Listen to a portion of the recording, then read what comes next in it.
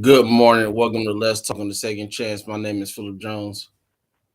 My name is Tshifularo Cook, two-time kidney transplant recipient and founder of Kidney Care Coaches, where we coach people with stage 3 to stage 5 kidney disease. If you or you know someone who has kidney disease and they need help with their challenges, hit us up at kidneycarecoaches.com. So today we have a very very big article to go over with everyone. Something we've touched on previously in our past show here on Let's Talk. And the name of this article is real short. Black surgeon successfully performs first ever transplant surgery to cure deafness. So we're gonna get into it. Says a pioneering surgical procedure using 3D printed middle ear bones developed by uh, Mashudu, I'm gonna leave right there, and his team at the University of Pretoria facility of health in South Africa may be the answer to conductive hearing loss, a middle ear problem caused by congenital birth defects, infection, trauma, and metabolic diseases. Sorry. The Mhm. surgery can be performed on everyone, including newborns.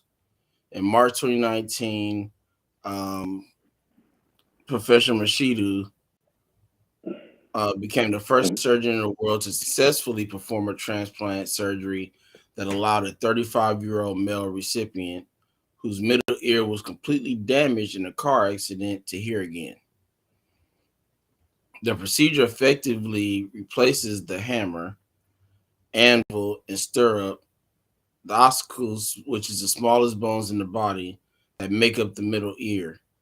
3D printing technology was used to print these bones and then used in the surgery to reconstruct the ossicles.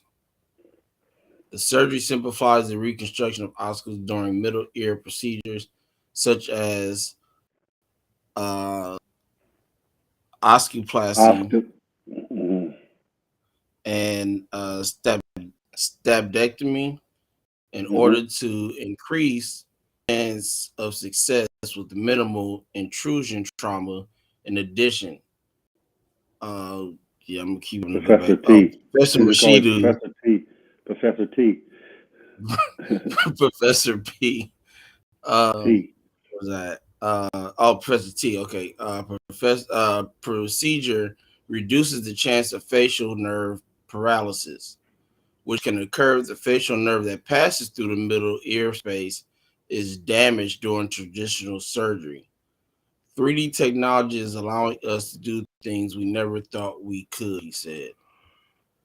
So, I mean, we again, like I said, we talked about 3D printed kidneys, what about a month ago, Cook, and you Yep. know, I mean, Yep. they're putting it into effect now, in a big way. I mean, to give somebody their hearing back after after something that crucial as a car accident like that, that's big time stuff. That's a lot of time, a lot of effort, a lot of dedication to making sure that it's done and done correctly. So my hat goes off to Professor T and his team for making that happen for that man. So Mr. Cook, what's your thoughts on this? Again, my thoughts, you and I talk a lot off camera and things like that. What I liked about this article more than anything is they said anybody can get the transplant. Anybody can get this procedure, whether it's a newborn, whether you're old and you're hearing, you had hearing loss and you've been wearing hearing aids and things like that. You can get this procedure and this 3D printed. I'm telling you, man, in the real near future, I believe 3D printing is going to be the key. 3D printing could be the key to the point where we won't have to use anybody else's organs. We won't have to use anybody else's anything. We won't have to use xenotransplants. And with that being said, xenotransplants are coming, aboard right now. But I don't know if this is going to take place, later on in the future where it's 3D printing because we have the xenotransplants coming into play right now. and they want to give that some more pub and things like that. But the 3D printing to me is the way of the future. And the reason why I say that is because when you get a 3D printed organ, whether it's an organ, whether it's, a procedure like this, it's less invasive. And I believe in the organ procedure, they use your DNA where you don't have to use any anti rejection medication, which is huge. Anytime you don't have to use any rejection medications and get the side effects of the cancerous problems that those medications, the side effects of those medications can be, which can be it's cancer, you're winning. So I don't know how they have put all this into play. I know they don't want to cut the pharmaceutical companies out with the medications and things like that because everybody has to get, everybody wants to make money off what they're doing and everybody wants to get people healthy as well. But I believe 3D printing is going to be the future of everything. Where again, if you was to lose a finger, if you was to lose an arm or anything like that, they can, 3D print you an arm, 3D print you a finger, a leg, a foot, whatever. So to me, that's going to be the future. I know. Again, I'll say it again. What I liked about this is they said anybody can get this transplant. Anybody can get this procedure, whether you're a newborn and you don't need, your hearing is not working, they can install this. Whether you lost your hearing in a tragic accident, whether you lost your hearing because you're older and you're just, the hearing went out, anybody can get this procedure. I feel that's big to me. Yeah, and just like you saying how anybody can get it.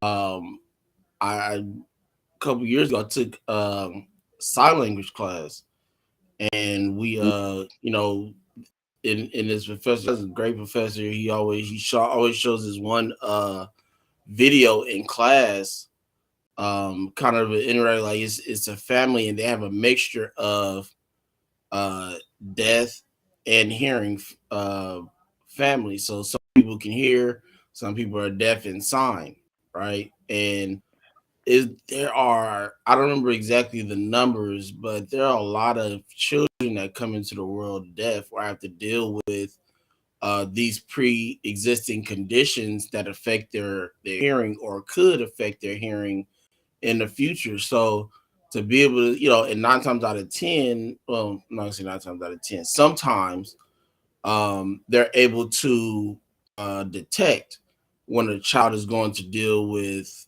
hearing loss or something in that area where they can say, okay, your son or daughter has what you have, because 9 times out of 10 it's something that's passed down from the parent.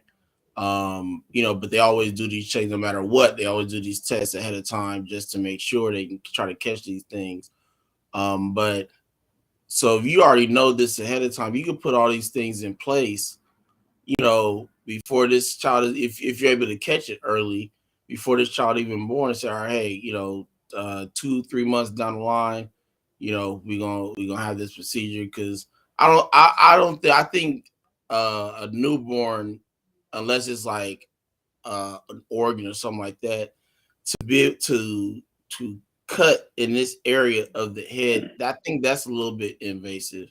I think that's kind of, as I was to say, wait I till they don't. kind of get. I think you wait a little bit to, I don't think you let wait. them get acclimated to who, where their surroundings and things like that. Again, it's America. We got got our own opinions I on believe, a lot of stuff. I believe you need to do it as soon as possible. The reason why hearing is so important is because the hearing develops your speaking, and that's why you see so many people who are deaf that can't speak because they can't hear and they can't internalize words because they never heard words. So that's why you have to understand your subconscious mind has to hear these things, and that's how you get imprinted. So you shouldn't wait. I think a kid needs to do it right now as soon as possible because they're in a different process from 1 years old, from newborn to 5 to 7. That's when you're in your subconscious mind, so you're in the programming states of your life. That's why they say even a newborn can have it, and they will do it with a newborn. So if it was any kid of mine that had that problem, I want you to do the procedure right now. And the reason why is because when they're from 1 years old to 7 years old, they are in their subconscious mind. That means they're learning and taking in everything, and it's going to develop who they are for the rest of their life. So you shouldn't wait.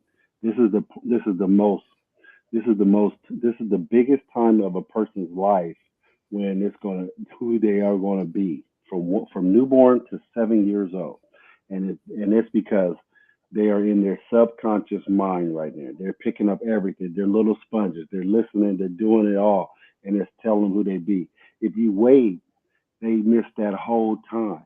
So it's to me it's super important to do it, and that's why they said even a newborn because they know newborns need to start learning and hearing immediately.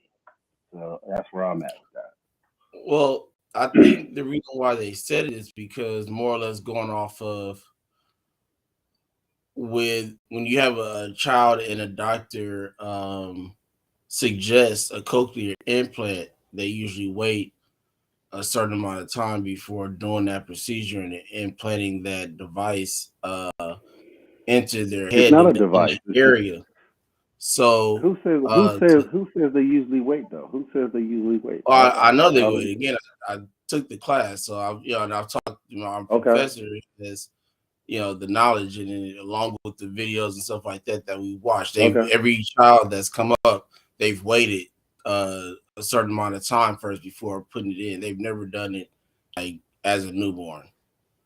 okay. So, Well, why um, would they say they could do newborns then, Phil? well, I'm just the questioning that. cochlear is this procedure may be completely different from how to. I don't know the exact cutting methods and things like that, and how they put place the cochlear implant like that, nor how they do the procedure for the 3D printed ear canal, things of that nature. So it may be a difference to where it may not be as invasive as the way that procedure is done. So they may feel that it is able to be done as a newborn. I'm not disagreeing with.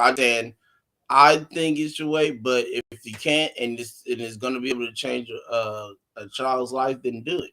Again, like I said, we live in America. You got all right to make whatever choice you want to. So, but as long as the uh, what's the word I'm looking for? The I guess you could say, if it's just for the lack of conversation, the knowledge behind it and doing the research and stuff like that can say, hey, newborns can have it. I ain't got nothing to say. You gotta do what you Well, gotta do. I'm just Right? saying this. I'm not disagreeing with what you're saying as far as because you might know more information on it than me. You said you took a class on it and everything. I didn't take a class.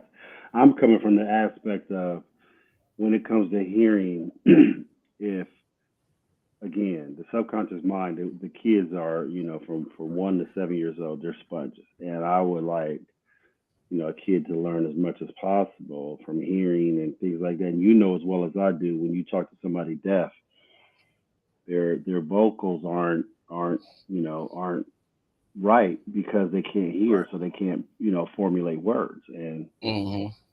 from the standpoint of that, I would want, and the standpoint of the subconscious mind, I would want the kid to get it done as soon as possible. That's all I'm saying. So Right. Yeah. No, I I agree with wasn't disagreeing with you either.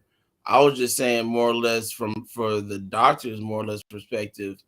If they did the work and they're not just saying it just to say it, then by all means, do what you gotta do. Save some lives and handle your business. I have no problem with it. Um, but again, this is a very big step in you. Huge. transplant to be able to Mm-mm. take something like that. And like you said, mentioned earlier, which I think is going to be the biggest thing for a lot of people is no transplant medication. That's one of the big reasons No why. anti-rejection. Right. Right. Yeah. No. Anti-rejection medication is one of the biggest reasons why people lose their kidneys because they stop taking them. They get tired of taking them, and But what was crazy is that they stopped taking them because they say, "Oh, I felt good, I felt great." Well, how do you think you got to that point? How do you think you Hey got? Don't you man. think you would want to continue doing what you did to stay in that? And I'm Uh, not, you know. getting on Yes nobody. and no, because I was that kid. I was that kid that messed up.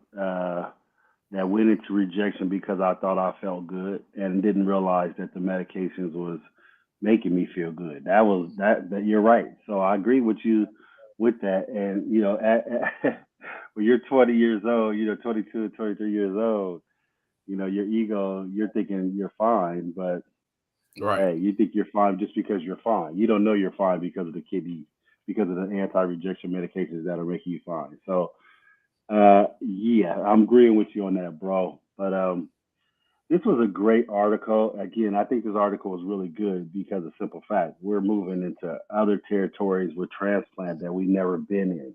And Phil, you and I, you've been having a podcast for a year. I've been on this podcast for probably 6 to 8 months, something like that.